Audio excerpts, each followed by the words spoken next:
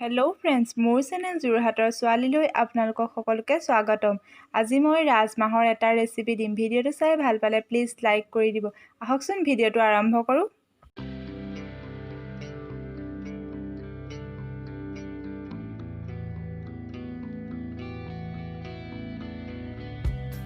মই ৰাজমাহখিনি 2 পৰা 3 ঘণ্টামান তিয়াই লৈছোঁ। প্ৰেছাৰত আলুৰ সৈতে 3-4টামান হুইচেল মাৰি নমাই লৈছোঁ।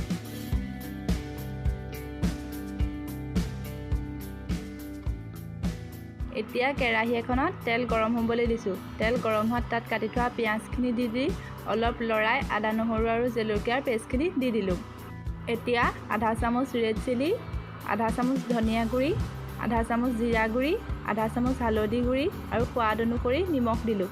মছলাখিনি অলপ লৰাই তাত পানী দি দিলোঁ যাতে মছলাখিনি জ্বলি নাযায়। এতিয়া তাত বইল কৰি থোৱা ৰাজমাহখিনি দি অলপ ভাজি আছোঁ। এতিয়া অলপ ভজাৰ পিছত তাত গৰম কৰি থোৱা পানীখিনি দি দিলোঁ। এতিয়া অলপ ঢাকোন লগাই দিছোঁ। অলপ দেৰি পিছত ঢাকোন উদঙাই পানীখিনি অলপ শুকাবলৈ দিছোঁ। মই গ্ৰেভি হিচাপে বনাইছোঁ, আপোনালোকে জোল কৰিও বনাব পাৰে। ৰেডি হৈ গ'ল। ইয়াক গৰমে গৰমে ভাতৰ লগত বা ৰুটিৰ লগত খাব পাৰিব। ভিডিঅ'টো চাই ভাল পালে প্লিজ লাইক কৰিব আৰু কমেণ্ট কৰিব। মোৰ চেনেলটো প্লিজ ছাবস্ক্ৰাইব কৰি দিব। ভিডিঅ'টো চোৱাৰ বাবে ধন্যবাদ।